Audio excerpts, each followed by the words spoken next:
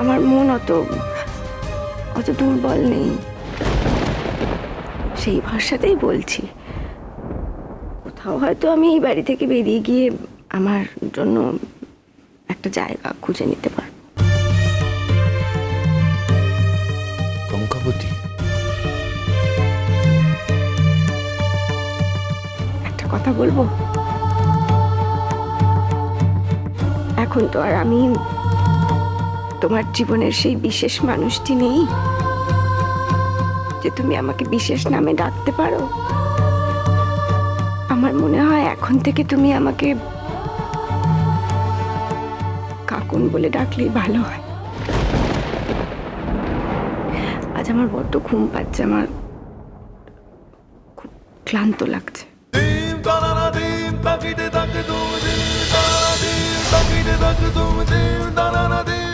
কাল বলো যদি কোনো কথা থাকে। আমার মনে হয় আর কোনো কথাই বাকি নেই। আর একটা কথা বলার ছিল তোমাকে। আমাকে একটু 7টা দিন সময় দিও। 7 দিনে কি পৃথিবীটা বদলে যাবে? না না, পৃথিবীটা একই রকম থেকে যাবে। এই 7 দিনের মধ্যে আমি আমার জন্য একটা কাজ খুঁজে নেবার চেষ্টা করব। জানি না আমার যোগ্যতায় আমি কি কাজ পাবো, তবে ওই যে ওই হয় না যে অনেক বাড়িতে ওই বয়স্ক মানুষদের দেখাশোনা করার জন্য লোক লাগে, সেরকম যদি কোনো কাজ টাজ পাই। তুমিও একটু দেখো না, তোমার যদি পরিচিতদের মধ্যে কারোর এরকম দরকার হয়, এইটুকু কাজ তুমি আমার জন্য করে দেবে না?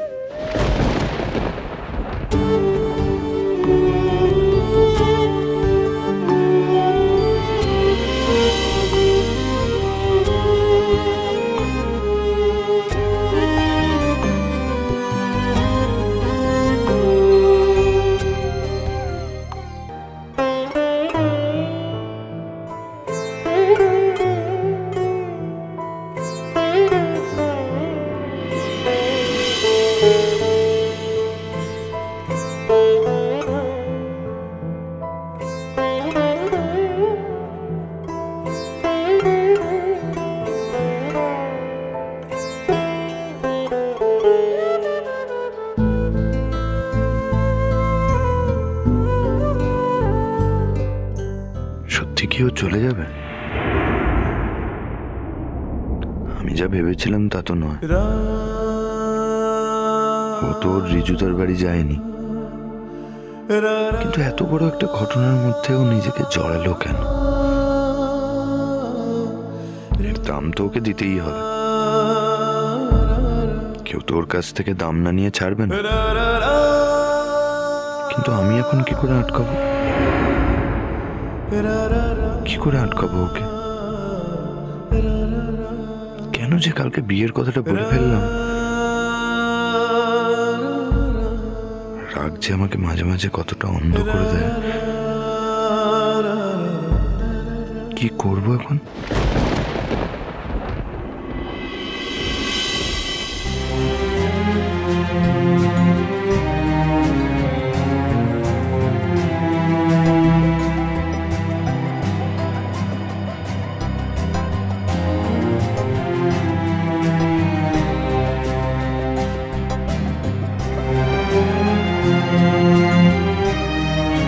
কঙ্কাবতী,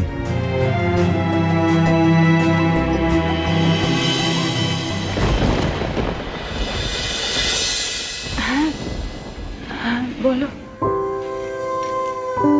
তুমি তো 7 দিন আমার কাছে সময় চেয়েছো, তাই না?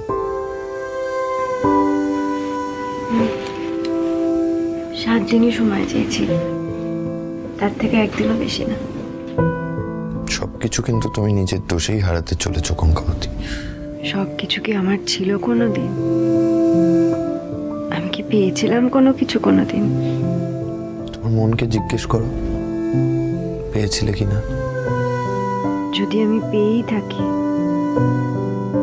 তাহলে কিচ্ছু হারাইনি। কিছু হারায়নি মানে কি? তুমি যা করেছো তারপরে তো আর তুমি আমার কথাটা বুঝোই নি। অবশ্য বুঝবে এরম আশাও করিনি। এই জন্যই জিজ্ঞেস করলাম যে কোনোদিন কি কিছু ছিল আমার। যাক, সকালবেলা আর এইসব কথা বলে তোমার মুড খারাপ করে দেব না। দাঁড়াও, কোথায় যাচ্ছ? যে সদ্দিন আছি এই সংসারের দায়িত্ব তো অবহেলা করতে পারি না। আর তাছাড়া 7 দিন পর চলে যাব বলে তোমরা তো আর এই 7 দিন আমাকে না খাইয়ে রাখবে না। আমি জানি আমাদের বাড়ির কেউ কেউ তোমার সাথে খারাপ ব্যবহার করে, তো তার জন্য গোটা বাড়িটাকে খারাপ ভাবার কোনো কারণ নেই। আমাদের বাড়ির সবাই অমানুষ না, কেউ কেউ অমানুষ বলে সবার ঘাড়ে দোষটা চাপিও না। আমি কারোর ঘাড়ে কোনো দোষটা পাচ্ছি না। সত্যি তো, এই বাড়িতে যখন আমি এসেছিলাম তখন কাজের লোক হয়ে থাকবো এই শর্তেই তো এসেছিলাম। হ্যাঁ, মাঝখানে কটা দিন শর্তটা ভুলে গেছিলাম ঠিকই, কিন্তু তুমি আবার ঠিক সময় মতো মনে করিয়ে দিয়েছো। কখনো তুমি নিজের দোষটা দেখতে শেখোনি না? এ আবার কি কথা বলছো? আমি নিজের দোষ দেখতে শিখিনি। দোষ তো আমারই। ওই যে বিয়ের দিন আমার বোনটা পালিয়ে গেল, তার জায়গায় আমি তোমার ঘাড়ে চেপে বসলাম। সেইখান থেকেই তো আমার দোষের পাহাড় শুরু হয়েছে। আমারই যে দোষ এটা তো আমি কোনোদিন অস্বীকার করিনি। না, আসলে আমার খুব জানতে ইচ্ছে করছে যে 7 দিন পর তুমি তোমার আশ্রয়টা কোথায় খুঁজে পাবে। আমার সম্পর্কে যা জানার দরকার ছিল সবই তো জানো, আর যা জানা হয়নি সেগুলো তো তুমি খুব ভালো করে অনুমান করে নিতে পারো। এবার যার কথা জানা দরকার তাকে জানাই মন দাও। কার কথা জানার দরকার আমার? কি আশ্চর্য, যাকে এতদিন বন্ধু হিসেবে জানতে তাকে বিয়ে করতে চলেছো। বন্ধু আর বউ তো এক নয়, তো বিয়ের আগে তাকে একটু জেনে নাও, তাহলেই বরং ভালো হবে। মানে বিয়ের পরে আর কোনো ঝামেলায় পড়তে হবে না। আমার ব্যাপার নিয়ে তোমাকে মাথা গলাতে হবে না। সে আমি জানি, আসলে এতদিন তোমার সাথে রয়েছি তাই এইটুকু বলার সাহস পেলাম। তাছাড়া আর তো 7 দিন, তারপর তো আর আমি তোমার সাথে কোনো কথাই বলতে আসবো না। তাহলে কার সাথে কথা হবে তখন শুনি? সে যার সাথেই হোক। তোমার, আমি বুঝতে পারছি না তুমি এই বিষয়টা নিয়ে কেন ইন্টারেস্ট দেখাচ্ছ। তোমার তো কোনো ইন্টারেস্ট থাকার কথাই না। আমি একটা কথা দিয়েছিলাম, সেটা রাখতে পারলাম না।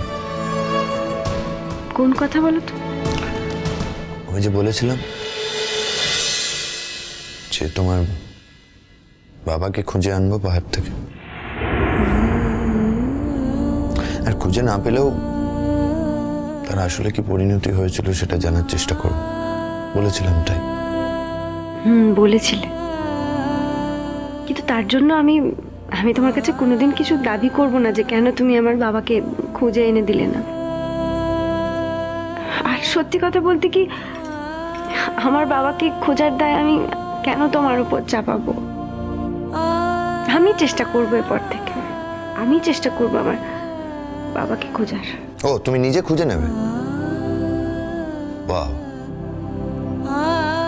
এমন করে বলছো যেন তোমার আটঘাট বাঁধা আছে। কখনো গেছো পাহাড়ে? আমি তো ভেবেছিলাম নিয়ে যাব, তাও এমন ব্লান্ডার করলে যে যেতে পারলাম না। আমার মা একটা কথা বলে জানো, কপালে নেই কো ঘি, ঠকঠকালে হবে কি। আমার হয়েছে সেই অবস্থা।